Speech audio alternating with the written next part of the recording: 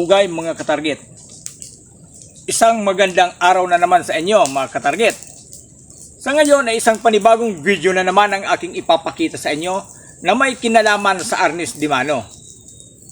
Batid natin na ang bawat isa ay nag-aaral ng sining marsyal or Arnis Dimano sa iba't ibang kadahilanan. Ngunit alam natin na iyon ay para sa ikabubuti ng kanilang mga sarili. Batid natin na ang bawat isa ay nag-uumpisa sa kulay puti na sinturon sa kanilang mga unang araw o mga unang buwan ng kanilang pag-aaral.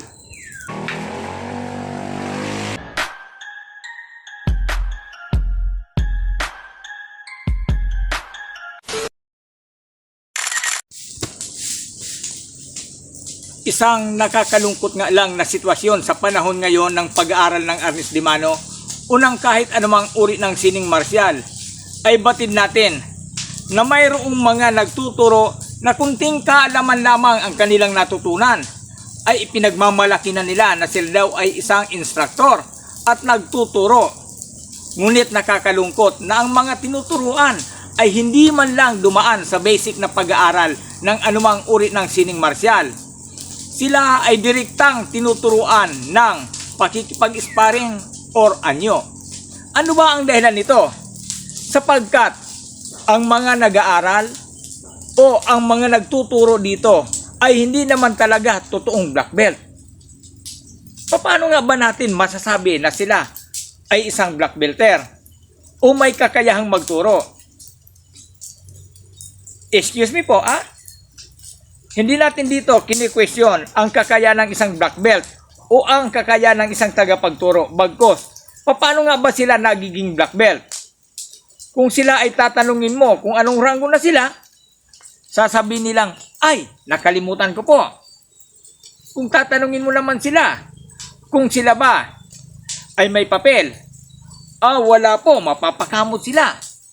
Kung sila naman ay tatanungin kung anong club nila nakuha ang kanilang black belter o ang pagiging black belt, sasabihin nilang nakalimutan, maging ang kanilang tagapagturo.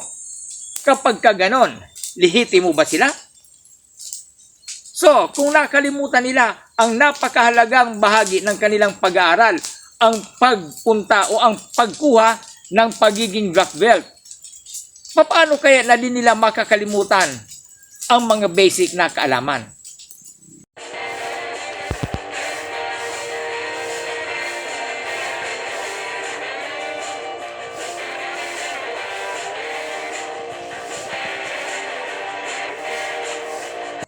Ang punto ko lang dito ay sagradong laro ng mga Pilipino ang Arnis Dimano.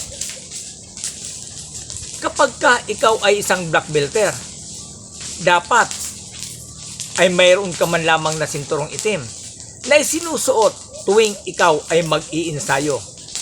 Kahit anong larangan ang iyong alam, dapat ay mayroon kang sinturong itim.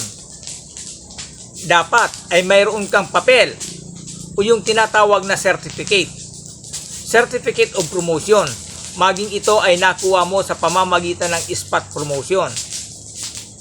Hindi ka mayabang, hindi ka nagmamayabang, ipinagmamalaki mo na ikaw ay isang black belter. Siyempre, di mo kakalimutan kung sino ang iyong tagapagturo at ang club mo. Kinakailangan ang club mo ay kilala mo at alam mo kung paano mong nakuha ang pagiging isang black belt. Mahirap makuha ang sinturong itim. Ito ay pinaghihirapan. Kung kaya't kapag ka nakuha mo, ay siyempre iingatan mo ang sinturong iyan. Marami akong kilalang black belter o mga nag-black belt na ang kanilang sinturon ay kupas na. Ngunit, iyon ay kasama pa rin nila. Shout out nga pala sa'yo, paring Vic. Nakita ko ang iyong sinturong itim. Laging nasa lamisa mo sapagkat, siyempre, pinagmamalaki mo yan. Shout out sa'yo. Isa kang tunay na black belt. Marami pang iba.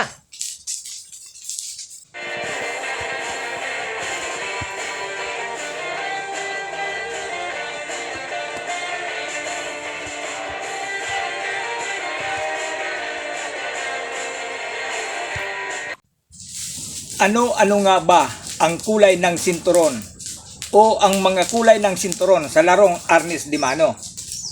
Siyempre, kapag ka nasa basic pa lamang ang iyong kaalaman, ikaw ay magkakaroon ng sinturong puti o tinatawag na white belt, o kung tawagin sa Arnis de Mano ay isa kang likas.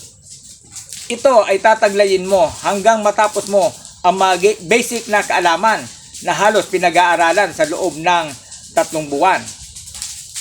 Pagkatapos nito, ikaw ay magiging isang likha o may sinturon na kulay brown. Ito ay magkakaroon ng 1, 2 at pangatlong level na kung tawagin ay likha 1, likha 2 at likha 3. Mula 4 na buwan hanggang 7 buwan, ito ay pag-aaralan mo ang susunod na mga kaalamang dapat mong matutunan. At siyempre, isusunod nito ang kulay itim o ang pagiging black belt na o ang tinatawag na lakan sa mga lalaki at dayang naman sa mga babae. At ito ay may 10 degree din. Simula lakan 1 hanggang lakan 10 or dayang 1 or hanggang dayang 10. Kapag ka nakarating kayo sa lakan 10 or lakan 7 hanggang lakan 10, kayo ay maaari ng magsuot ng kulay pulang sinturon or tinatawag na red belter. Kahapon ay natatawa ako sa aking nababasa sa Facebook sapagkat pinagtatalunan nila ang black belter o ang red belter na tumalo kay Bruce Lee.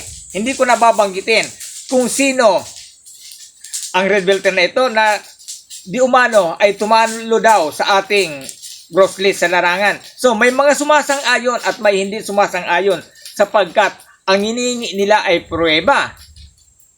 Ako man ay nagtatalo sapagkat kilala ko ang taong tinutukoy nilang tumalo kay Bruce Lee at sang-ayon ako dito at pugay ako sapagkat kilalang kilala ko at may kaalaman siya na halos natutunan ko rin. Ngunit ang iba ay pilit itong kinukontra. So sana magsaliksik kayo mga target kung sino ito. Ngunit ang binabanggit ko dito, ang red belter ay nakakamtan din ng isang manlalaro. At may ilan tayo ditong mga manlalarong naging red belter. So, tayo, makukuha kaya natin ang pagiging isang black belt?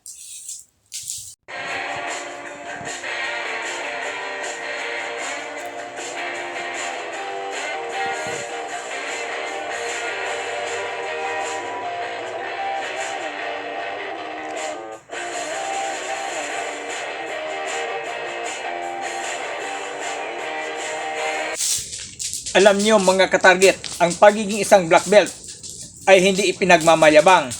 Bagkus kung isa kang black belter, ay pagmamalaki mo ito. Ngunit dapat ay kakikitaan ka ng kababaang loob o pagpapakumbaba. Iyan ang tunay na black belt. Okay, sana naman mga katarget ay may bago na naman kayong natutunan sa video nating ito. Pwede kayong mag-comment kung sang-ayon kayo sa ating tinalakay or hindi kayo sang-ayon. Kung baguhan ka pa lamang sa channel kong ito, ay huwag nyo rin kalilimutang mag-like, mag-share at mag-subscribe upang manatiling updated sa susunod pang mga video. Okay, hugay mga katarget.